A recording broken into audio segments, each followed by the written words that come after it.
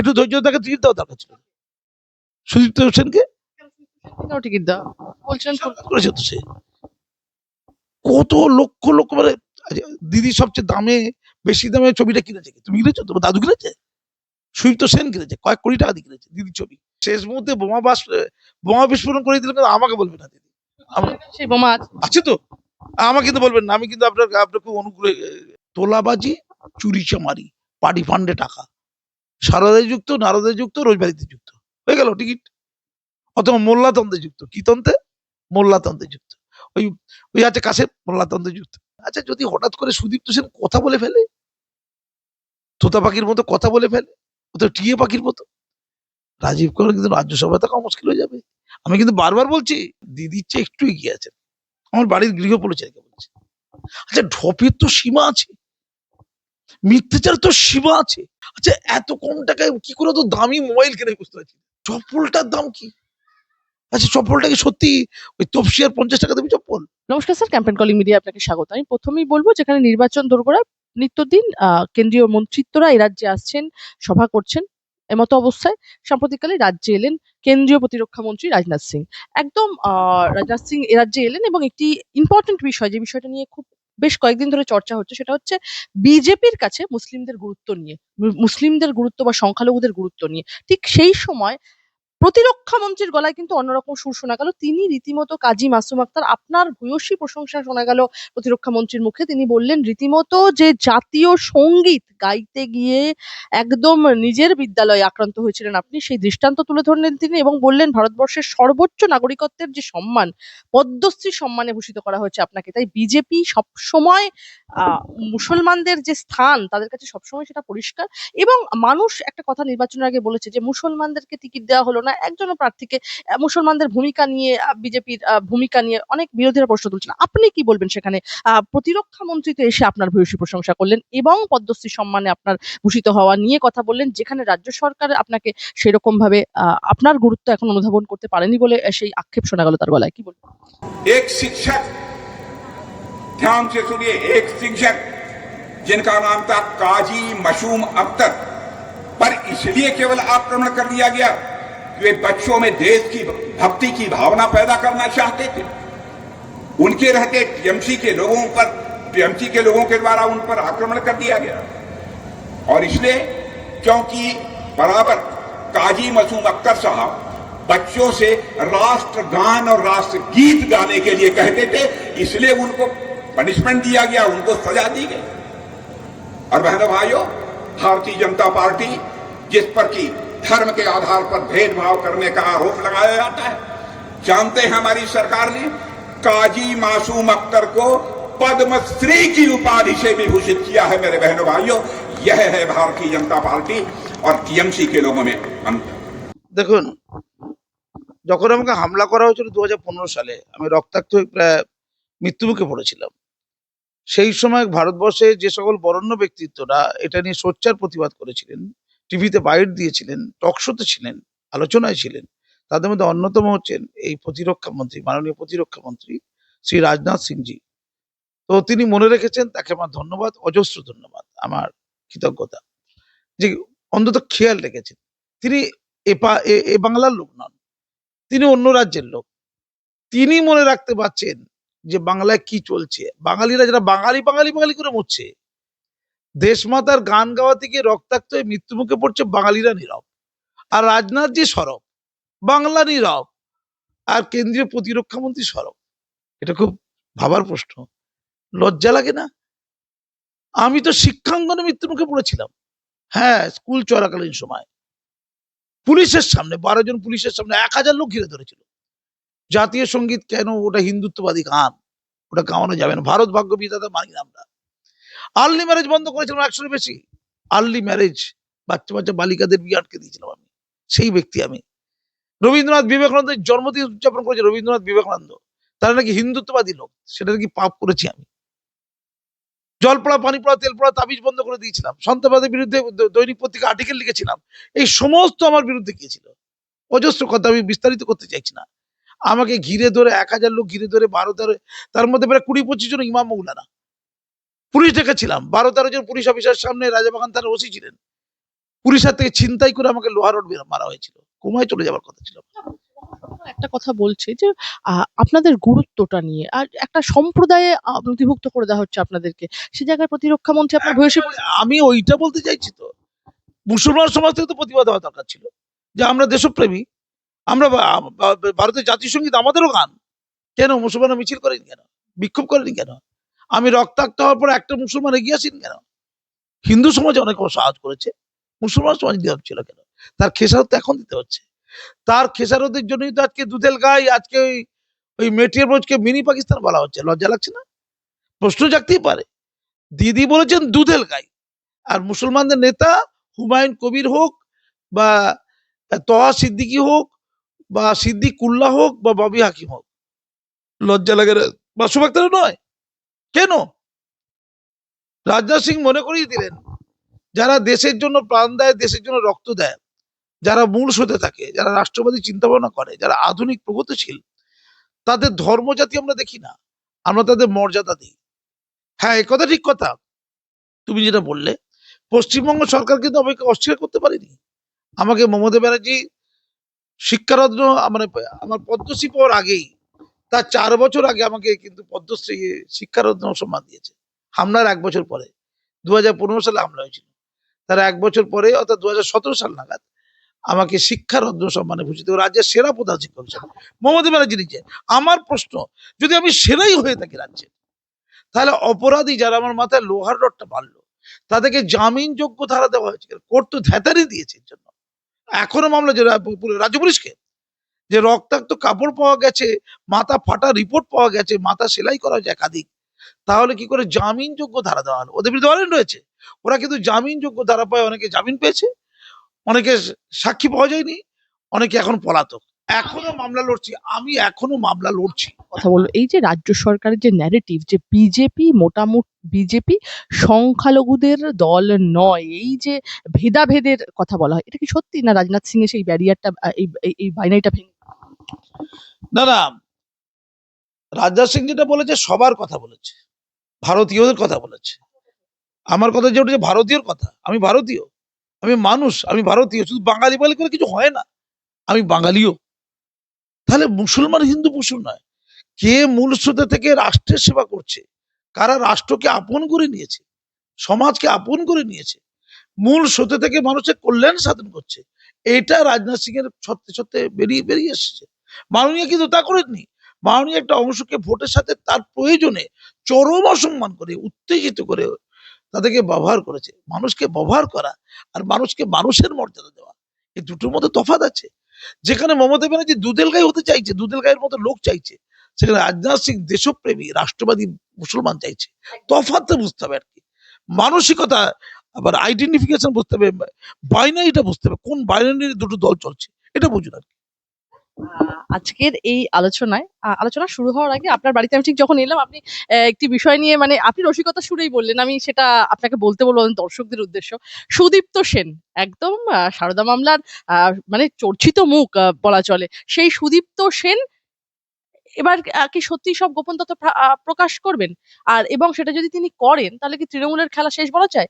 কারণ সাম্প্রতিককালে সমস্ত মামলা থেকে জামিন পেলেন, শর্ত সাপেক্ষে জামিন দেওয়া হলো সুদীপ্ত সেনকে, সারদা মামলার একদম মূল কাণ্ডারি। এই ইস্যুতে কি তৃণমূল রাজনৈতিকভাবে চাপে পড়তে পারে?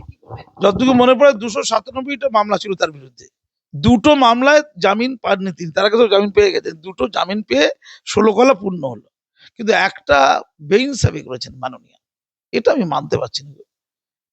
চুরি করলে, ডাকাতি করলে, চিটিংবাজি করলে মাননীয়াকে এই ডাকাত রানী বললে মাননীয় খুব খুশি হন।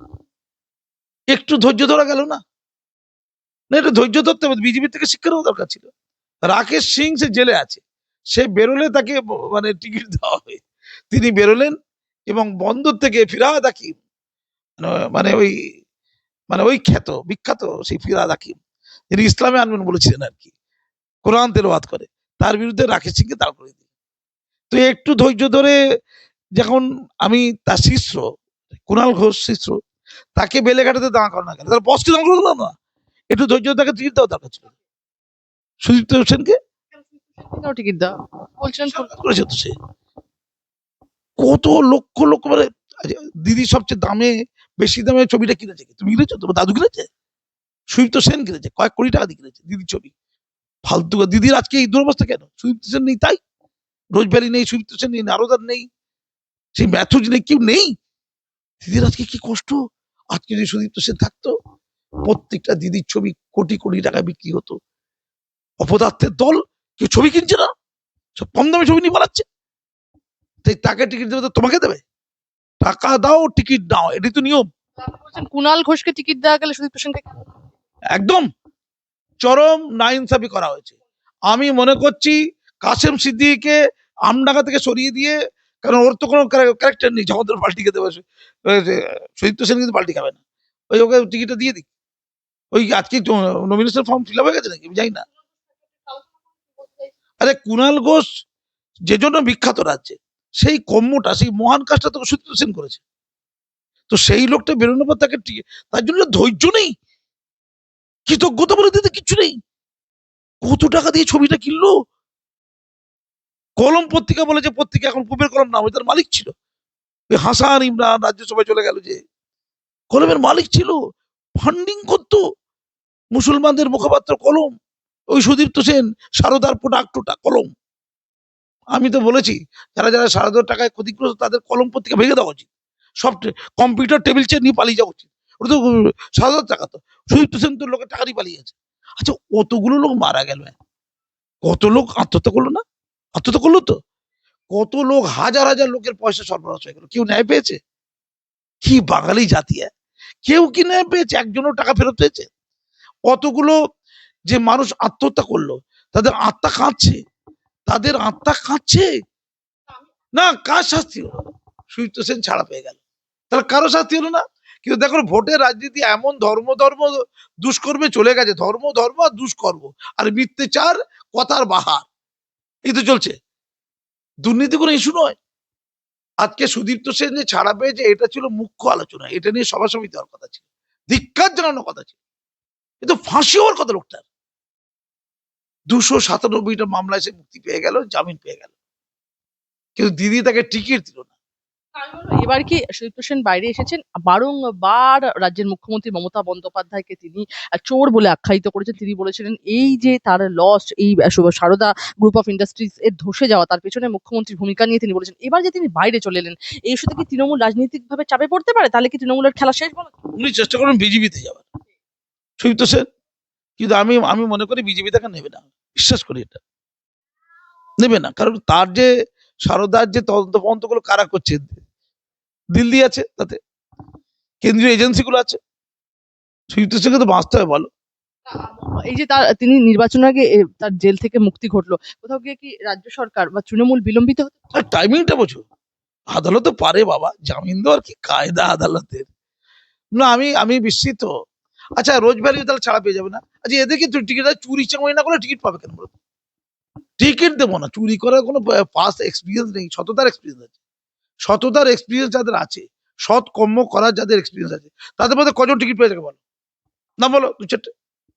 কিন্তু চুরি করার এক্সপিরিয়েন্স যাদের আছে, মিথ্যাচার করার এক্সপিরিয়েন্স যাদের আছে, যাদের মধ্যে ফৌজদারি মামলা আছে, তাদের টিকিট পাওয়ার ইতিহাস আছে। আমি অবাক। মুখ খুললে, ভোটের আগে সুদীপ্ত সেন মুখ খুলে দেবে না তো, এটা আমার খুব ভয়। দিদি মনে হচ্ছে একটু ভয়টা পাচ্ছে আর কি। হ্যাঁ, একটু কুণাল ঘোষকে দিয়ে যদি ঠান্ডা ফান্ডা করা যায় দেখুন। কিন্তু দিদিকে বলছি, আপনি একটা টিকিট দিলে কিন্তু সমস্যা ছিল না। এখন যদি সুদীপ্ত সেন মুখ খুলে ফেলে, আমি ভাই এর দায়িত্ব নেবো না ভাই। দিদি এই ভুলটা কারো করলো, এখনো বলছি, যদি কাউকে বসিয়ে দিয়ে টিকিট দেওয়ার পর তার টিকিট ক্যান্সেল করে আবার সুদীপ্ত সেনকে টিকিট দেওয়া যায়, খুব ভালো হয় দিদি, একবার বিবেচনা করে দেখুন। কারণ শেষ মুহূর্তে বোমা বিস্ফোরণ করে দিলে কিন্তু আমাকে বলবে না দিদি, সেই বোমা আছে। আছে তো, আমাকে কিন্তু বলবেন না। আমি কিন্তু আপনার আপনার খুব অনুগামী বা অনুগৃহীত বলা যায়। কত ভালোবাসার দিদি আমাকে। আমি কিন্তু দিদি আপনাকে পরামর্শ দিচ্ছি, প্লিজ আমার কিন্তু প্লিজ ধরবেন না, আপনি বোমা ফাটাতে পারে, কিন্তু সুদীপ্ত সেন কিন্তু বোমা ফাটাতে পারে। ধন্যবাদ। স্যার, 2013 সালে চিটফান্ড কাণ্ড সামনে আসার পর রাজ্য সরকার বিশেষ তদন্তকারী দল এসআইটি সিট গঠন করেছিল। এর ফলে এই দলে গুরুত্বপূর্ণ পদে ছিলেন রাজীব কুমার, সেই সময় রাজীব কুমারের ঠিক কি ভূমিকা ছিল? কারণ আমরা জানি কেন্দ্রীয় গোয়েন্দাদের হাতে সারদার সেই লাল ডায়েরি এবং পেন ড্রাইভ আসেনি, যা সারদা তদন্তের ক্ষেত্রে অত্যন্ত গুরুত্বপূর্ণ হয়ে উঠতে পারতো। কি এভিডেন্স? গোয়েন্দা সূত্রে বলা হয়েছে লাল রঙের ওই ডায়েরিতেই সারদা কেলেঙ্কারির নানা তথ্য লিখিত রয়েছে। তাতে নাকি লিপিবদ্ধ করা রয়েছে কাকে কত টাকা দিয়েছিলেন সুদীপ্ত সেন। আর সারদার মামলারই আরেক অভিযুক্ত সুদীপ্ত সেনের সহকারী দেবযানী মুখোপাধ্যায় বহু আগেই পুলিশি জেরায় স্বীকার করেছেন যে লাল রঙের একটি ডায়েরিতে সারদা সংক্রান্ত নানা তথ্য লেখা রয়েছে। সেই একদম ডন সিনেমার মতো অ্যাকচুয়ালি ব্যাপারটা, সেই লাল ডায়েরি। কি বলবেন? সেটাও কেন্দ্রীয় গোয়েন্দা সংস্থা তারা বলেছিল তাদের হাতে আসেইনি। রাজীব কুমার তো তদন্তে ছিলেন। পার্থর অর্পিতা আছে, সুদীপ্তেরও দেব জানি, আমার আছো কে জানি না। কি সুন্দর গান হচ্ছে না চারিদিকে। আমি লাল ডায়েরি না, আচ্ছা রাজীব কুমার আছে কোথায়? রাজ্যসভায় আছে না? কি রিওয়ার্ড! ওফ, সেই রাজীব বন্দ্যোপাধ্যায় যে বন দপ্তরে চুরি করেছিল, দিদি নিজে বলেছে টিকিট দিয়েছে না। আমি যেটা বলছি মিলছে তো? চুরি করতে পারোনি, তোলাবাজি করতে পারোনি, তুমি টিকিট পাওয়ার যোগ্য না। যারা টিকিট পেয়েছে তাদের ব্যাকগ্রাউন্ড গুলো সব দেখুন। তোলাবাজি, চুরি চামারি, পার্টি ফান্ডে টাকা, সারদায় যুক্ত, নারদে যুক্ত, রোজবাড়িতে যুক্ত, হয়ে গেল টিকিট। অথবা মোল্লাতন্ত্রে যুক্ত। কি তন্ত্রে? মোল্লাতন্ত্রে যুক্ত। ওই ওই আছে কাছে মোল্লাতন্ত্রে যুক্ত। আমি দিদিকে বলছি রাজীব কুমারকে পাঠিয়ে দিয়েছেন। আচ্ছা যদি হঠাৎ করে সুদীপ্ত সেন কথা বলে ফেলে, তোতা পাখির মতো কথা বলে ফেলে, ও তো টিয়ে পাখির মতো, রাজীব কুমার কিন্তু রাজ্যসভায় থাকা মুশকিল হয়ে যাবে। আমি কিন্তু বারবার বলছি দিদি, অনেক টাকা কিন্তু আপনি নিয়েছেন সুদীপ্ত সেনের থেকে ছবি বেচার নাম করে।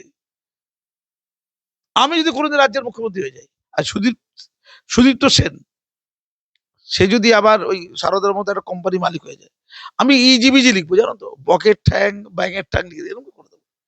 10 কোটি টাকা বিক্রি হবে। আগে 2 কোটি আর চলবে না, 2.5 কোটি টাকা কিন্তু আগে, এখন জিনিসপত্রের দাম রয়েছে। সুদীপ্ত সেন টাকা দিয়ে দেবে। দিদি মনে করছে আমি আর্টিস্ট। আপনি দিদি সত্যি আর্টিস্ট নাকি? আপনি ক্ষমতা থেকে চলে গেলে দেখবেন আপনার ওই ছবি যদি কেউ 10 টাকায় কেনে, কিনে কি বলেছে 50 টাকা? সজল, আমি 10 টাকা বলছি ভাই, 50 টাকা বড্ড বেশি হয়ে গেল। ও হবে না। সুদীপ্ত সেনের এই যে জেল থেকে জামিনে মুক্তি হওয়া, এটা কোথাও গিয়ে রাজীব কুমারের রাজ্যসভার যে সাংসদ পদ সেটা খারিজ? সব খারিজ করা উচিত। আমি তো সুপারিশ করব। আমি সুপারিশ করব রাষ্ট্রপতিকে যে দুর্নীতিগ্রস্ত লোকদের তাড়াতে। ওই যারা যারা আছে, দিদির সঙ্গে যারা ঘুরবে, চোচ্ছা একটা নাম্বার একটা লোক ছিল জানো তো।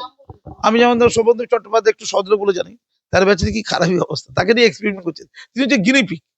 এবার অবশ্য মায়া করে একটা দিয়েছে বালিগঞ্জে, দান করেছে, একটু জিতবে টিভি আশা করা যায়। কিন্তু আমার খুব ভয় হচ্ছে উনি দিয়ে যাওয়ার পর হঠাৎ করে ওই ভবানীপুরে দিদি হেরে গেলেন বা নন্দীগ্রামে হেরে গেলেন, তখন আবার তিনি মুখ্যমন্ত্রী হয়ে শোভনদেবকে বলবে যাও তো তুমি আবার অন্য কোনো জায়গায় যাও, আমি এই জায়গাটায় তুমি আমাকে ছেড়ে দাও।